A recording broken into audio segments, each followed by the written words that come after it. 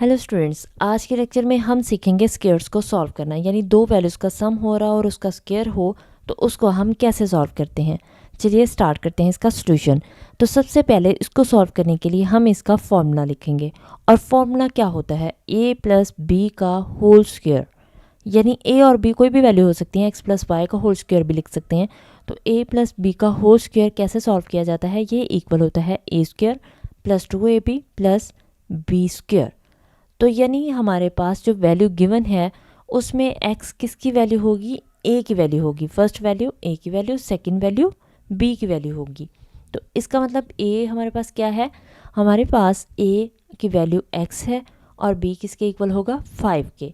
अब हमें क्या करना है? जस्ट इस फॉर्मूला में जहाँ a आ रहा है वहाँ पे x पुट कर देंगे और जहाँ b आ रहा है वहाँ पे 5 पुट कर देंगे। तो क्या हो जाएगा? a की जगह x प्लस 5 का होल स्क्वेयर। तो यहाँ पे देखिए कि इक्वल किसके है? ए स्क्वेयर। ए की वैल्यू कितनी है? एक्स का स्क्वेयर प्लस 2, ये 2 जो है ये इसी तरह से आ जाएगा इनटू ए की वैल्यू कितनी है? एक्स। तो ये वैल्यू हम एक्स की यहाँ पे लिख देंगे, यानी ए की वैल्यू एक्स है यहाँ पे लिख देंगे। और नेक्स्ट क्या आ रहा है? बी कितना है? 5। तो इसका मतलब यहाँ पे हम कितना लिख देंगे? 5 प्लस बी स्क्वेयर, यानी 5 का स्क्वेयर आ जाएगा। तो यहाँ पे हम लिख देंगे 5 का स्क्वेयर। अब हम इसको एक्सपेंड कर लेते हैं। तो x का स्क्वायर उसी तरह से प्लस 5 को हो 2 से मल्टीप्लाई करेंगे तो 5 2 ज़र 10 हो जाएगा। x साथ उसी तरह से, और 5 का स्क्वायर कितना होगा? 5 5 ज़र 25। तो यहाँ पे हम कितना लिख देंगे? 5 स्क्वायर 25, यानी 5 का स्क्वायर 25 होता है।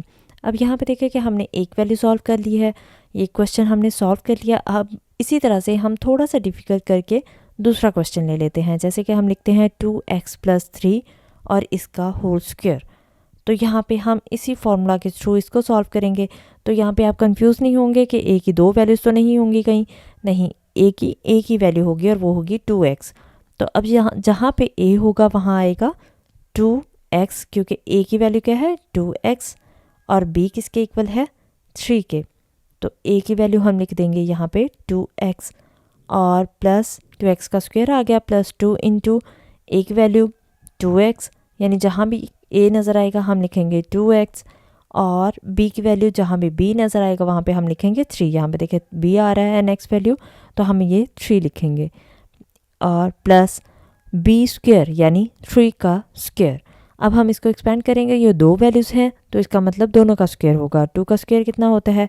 2 2 ज़ा 4, यानी 2 टाइम्स मल्टीप्लाई करते हैं x का भी स्क्वायर आ जाएगा 4x स्क्वायर, और ये 3 टर्म्स आ रही हैं तो इसका मतलब ये तीनों टर्म्स मल्टीप्लाई होंगे। 2 को पहले 2 से मल्टीप्लाई करेंगे, जो आंसर आएगा उसको 3 से। 2 ज़ा 4, 4 3 से कितना आ जाएगा यहाँ पे? प्लस और साथ x उस से प्लस 3 का स्क्वायर कितना आ गया? 9। तो यहाँ पे हम देंगे 9। अब यहाँ पे स्क्वायर के फॉर्मूलाज के थ्रू हमने इसको कितना इजीली फाइंड कर लिया और यही हमें फाइंड करना था।